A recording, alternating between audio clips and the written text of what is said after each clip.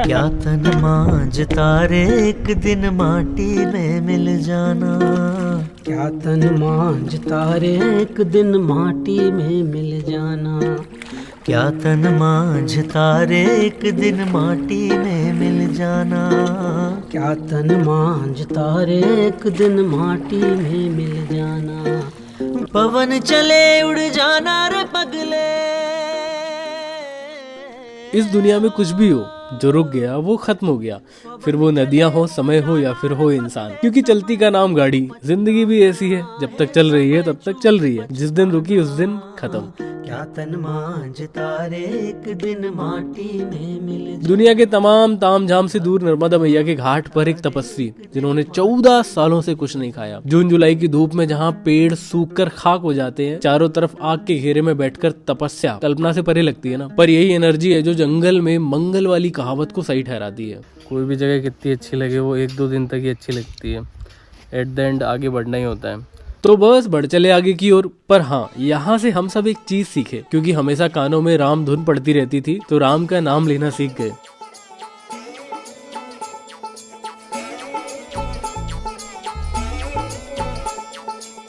या घट भीतर बाग बगीचे, या घट भीतर बाग बगीचे, याही में सिरजनहारा, याही में सिरजनहारा।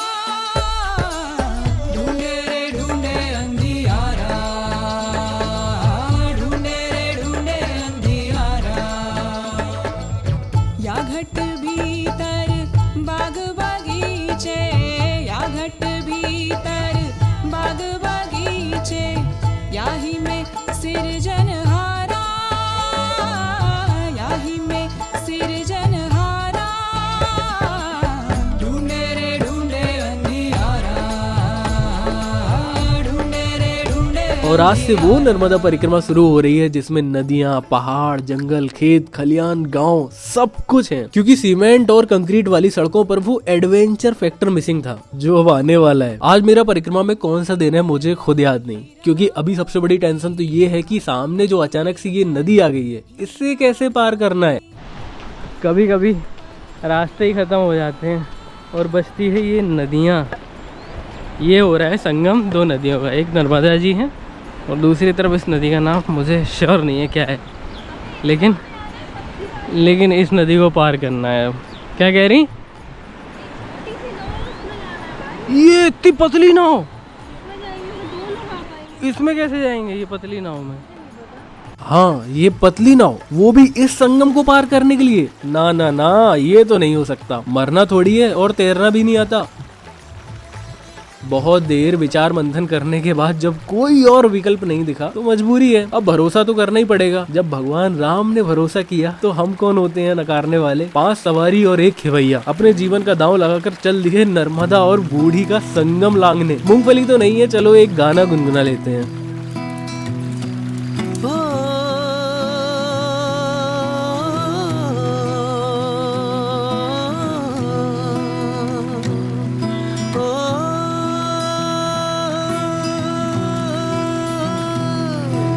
छोटी सी है नाव, तेरे जादू भरे पाँव, मोहे डर लागे राम, कैसे बैठाऊं तुम्हें नाव में।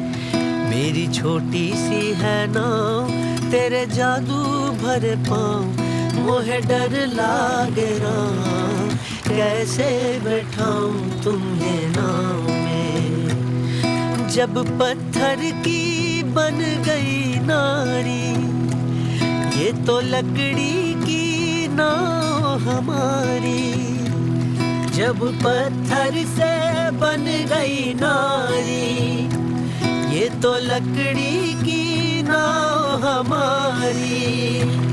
पालूं सब परिवार, मेरा यही रोजगार, सुनो सुनो जी दातार, कैसे बैठाऊं तुम्हें नाव में। मेरी छोटी सी है नाव, तेरे जादू भर पाँव, मोहे डर लागे राम, कैसे कैसे बैठाऊं तुम्हें नाव में।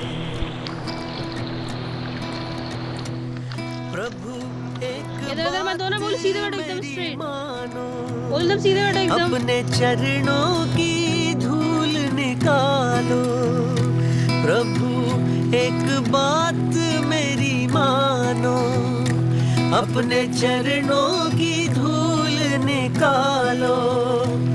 मेरा संदेह होवे दूर, सुनो मेरे हुजूर, करो ये मंजूर। आओ बैठाऊं तुम्हें नाव में, मेरी छोटी सी है नाव, तेरे जादू भरे पाँव, मोहे डर लागे। ये वहाँ से यहाँ तक का 4 लोग का 100 रुपये लिया, यानी कि पर पर्सन 25 रुपीज़।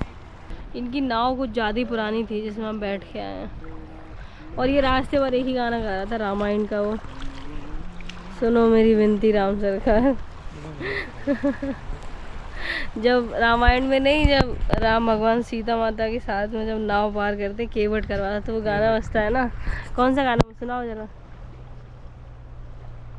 नहीं सुनाऊंगा। तेरी मर्जी। तो नदी को क्रॉस किया है, तब से कंटिन्यू ऐसे रास्ते पे चल रहा हूँ। यहाँ पे पहले तो कुछ वाइट निशान लगा के रखे थे उन्होंने खेतों में, जिनसे रास्ते का पता चल रहा था। अभी पता नहीं, एक जगह एक अंकल गाय भैंस चराते मिल गए, उनसे पूछा रास्ता, तब तो रास्ता पता चला है।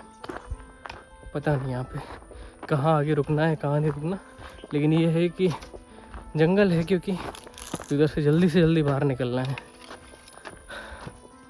पगडंडी है गाय भैंस की, उसी पे जा रहे हैं। यहाँ पे तो पुल भी नहीं है जो नदी पार हो पाए, इसीलिए नाव से नदी पार की है, और कोई रास्ता नहीं नदी पार करने का। यहाँ पे ऑफ रोडिंग स्टार्ट हो चुकी है और अभी हम लोग कच्ची पगडंडियों पे चल रहे हैं। और यहाँ से हमें एक पहाड़ को क्रॉस करके उस तरफ जाना है जहाँ पे एक गाँव है, जहाँ पे रुकना खाना ये सब होगा। रास्ता बहुत टफ है, हमें सनसेट से पहले उस गांव में पहुंचना है और अभी पूरी पहाड़ी पड़ी क्रॉस करने के लिए। पता नहीं कैसे जाएंगे। ये टेक्नोलॉजी बड़ी बढ़िया लगी मुझे।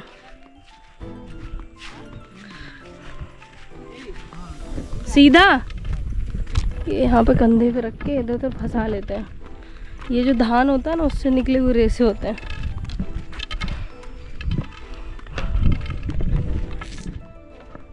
हालत हमारी बहुत ख़राब हो चुकी है भाई साहब। रबड़ी जैसी हालत हो गई, रबड़ी जैसी। पगडंडी पकड़नी आज हमें और सीधे जाना इनको क्रॉस करते हुए। बहुत टफ है ये सब।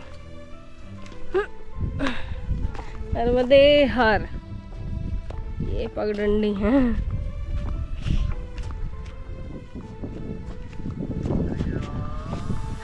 यात्रा शुरू करने से पहले हमने सोचा ना कि नर्मदा माँ के किनारे चलेंगे, लेकिन ऐसा नहीं होता, क्योंकि एनवायरनमेंट जो है ना, मतलब एनवायरनमेंट नहीं, एल्टीट्यूड और मैदान है, कहीं पहाड़ भी हैं, तो नर्मदा मैया के किनारे चलना बहुत मुश्किल है, इसलिए रोड पे चलते हैं। लेकिन स्टार्टिंग में क्या है कि आपको सीधा हाईवे पे चलना है, और उस हाईवे पे चलने में इस यात्रा का जो मज़ा है वो उतना आता नहीं है।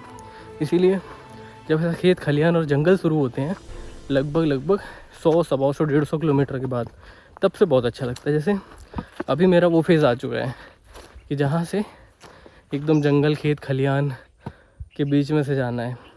अब जो हाईवे था, मेन रोड थी, वो ख़त्म हो चुकी है। और यहाँ पे लोग इनवाइट भी करते हैं, बढ़िया वेलकम करते हैं, लोग भी अच्छे हैं, जगह भी अच्छी है, सुंदर है सब कुछ, और डर भी लगता है साथ में, क्योंकि जगह उतनी नोन नहीं है, अननोन सी है, इस वजह से।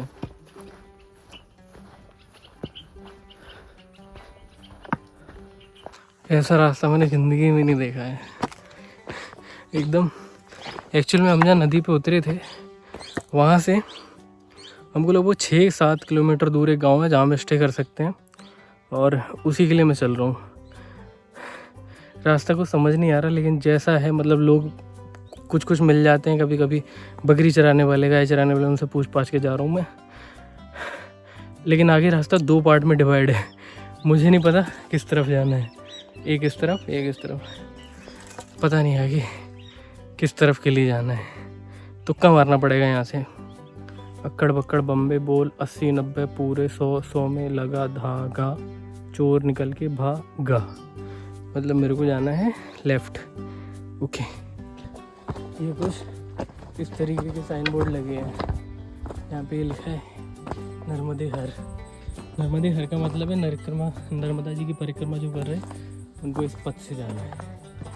चलते चलो।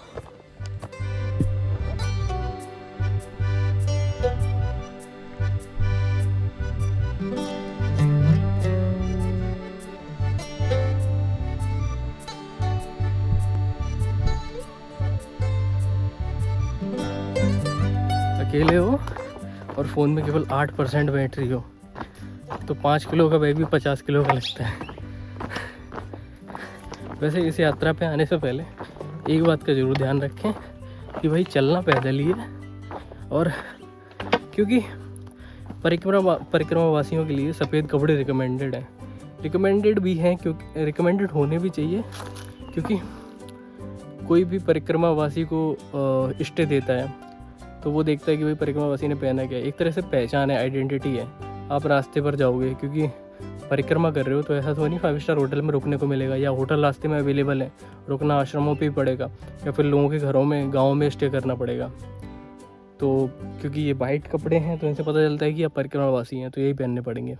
तो 2 कपड़े बहुत हैं पूरी परिक्रमा के लिए, 2 नहीं 3 रख लो, 1-2 कुर्ते धोती वगैरह, और ये एक गमछा, और लाठी तो ये कंपल्सरी। लाठी बहुत सारे चीज़ों में काम आ जाती है। कभी कोई आड़ा टेढ़ा भिड़ गया आके तो मार भी सकते हैं, वैसे तो कोई ऐसा काम नहीं आता है इससे। लेकिन हाँ, अभी मुझे बहुत जल्दी पहुंचना है और मेरे में है एयरटेल की सिम, तो इस रीजन में एयरटेल की सिम तो कोई काम नहीं आएगी। जियो की हो तो आ भी सकती है। मैट भी अभी करना था। अच्छा, मैट भी एक साथ में लेके चलो, क्योंकि अगर कभी थक जाओ तो हम बिछा के सो तो सकते हैं। नर्मदा यात्रा में ऐसी पगडंडियों पे भी चलना पड़ता है। कहीं कहीं हाईवे पे भी, कहीं कहीं नदियों को भी पार करना पड़ता है, कहीं कहीं ऐसी पगडंडियों पे भी चढ़ना पड़ता है, कभी कभी पीछे जो पहाड़ दिख रहे हैं ना इन पे भी चढ़ना पड़ता है। नदी, आज जिस नाव में हमें नदी क्रॉस करी ना, वो हमेशा ध्यान रहेगा हमें। ऐसा कुछ भी नहीं जो इस यात्रा में करने को ना मिले। इवन पता, इस यात्रा में भीख भी मांगनी पड़ेगी। भीख नहीं, उसे भिक्षा कहते हैं। शुद्ध में तो भीख ही कहेंगे। अब ये जो काली मिट्टी है ना, क्या बताऊँ, मैंने थोड़ी सी ली है, मैं खा के देख रही थी इसको। खा के देखना, क्लेई सॉइल है ये, बहुत क्लेई है, बहुत अलग है ना। मैंने थोड़ी सी खा के देखी, क्योंकि हमारे यहाँ बालू जैसी मिट्टी है, यहाँ की क्लेई है, कछार की मिट्टी है। ये बहुत मिट्टी यहाँ पे धान बहुत, पूरी दुनिया का सबसे बेस्ट जो चावल है ना वो यहाँ पे होता है इस मिट्टी में। हर तरह बस चावल ही चावल, और कुछ नहीं दिख रहा चावल के अलावा। ये डिजाइन बना के गए खेत में।